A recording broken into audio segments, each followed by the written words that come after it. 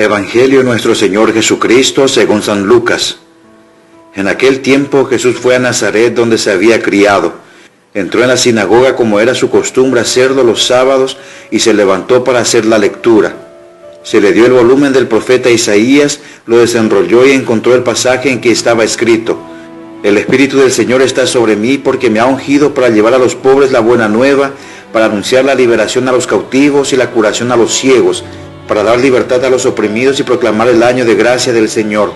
Enrolló el volumen, lo devolvió al encargado y se sentó. Los ojos de todos los asistentes a la sinagoga estaban fijos en él. Entonces comenzó a hablar diciendo: Hoy mismo se ha cumplido este pasaje de la Escritura que ustedes acaban de oír. Todos le daban su aprobación y admiraban la sabiduría de las palabras que salían de sus labios, y se preguntaban: ¿no es este el hijo de José? Jesús les dijo: Seguramente me dirán aquel refrán: Médico, cúrate a ti mismo y haz aquí en tu propia tierra todos esos prodigios que hemos oído que has hecho en Cafarnaún. Y añadió: Yo les aseguro que nadie es profeta en su tierra. Había ciertamente en Israel muchas viudas en los tiempos de Elías, cuando faltó la lluvia durante 3 años y medio, y hubo un hambre terrible en todo el país. Sin embargo, a ninguna de ellas fue enviado Elías, sino a una viuda que vivía en Sarepta, ciudad de Sidón. Había muchos leprosos en Israel en tiempo del profeta Eliseo. Sin embargo, ninguno de ellos fue curado, sino Naamán, que era de Siria.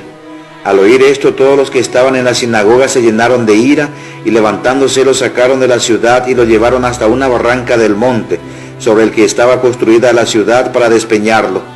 Pero él, pasando por en medio de ellos, se alejó de allí. Palabra del Señor.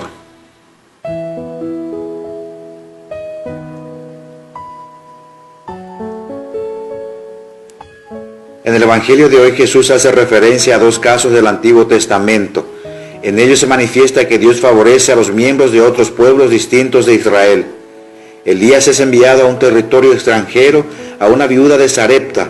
Por otra parte, se nos recuerda que el profeta Eliseo curó a un leproso que también era un extranjero. Estas palabras de Jesús provocaron una reacción violenta entre los que estaban reunidos en la sinagoga. No obstante, Jesús es redentor de todos sin excepción. Todos somos llamados a la salvación. Esto debe llevarnos a extender el reino de Cristo por todo el mundo y entre todos, sin hacer distinciones. Asimismo, el evangelista nos dice que Jesús se abrió paso entre la multitud que quería despeñarlo. Así nos da ejemplo de que si experimentamos el rechazo de los otros por anunciar el evangelio, no debemos desanimarnos.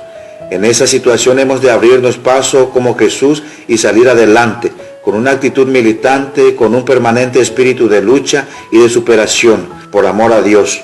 Por último, vemos que la gente de Nazaret admiraba la predicación de Jesús, pero se resistía a aceptarlo como Mesías, pues lo tenían como uno más del pueblo, como el hijo de José. Es que la vida de Jesús era tan sencilla que les costaba ver en él al Salvador. No nos extrañemos de esa actitud de los hombres de tiempos del Señor. Lo mismo nos puede pasar a nosotros cuando nos resistimos a descubrir la presencia de Dios en lo cotidiano y en lo sencillo de nuestra vida. Amén. Que la bendición de Dios Todopoderoso, del Padre, Hijo y Espíritu Santo, descienda sobre ustedes y permanezca para siempre. Amén. El Evangelio del Día y Comentario con la voz del Padre Rodi Cantero, de los Franciscanos Toro.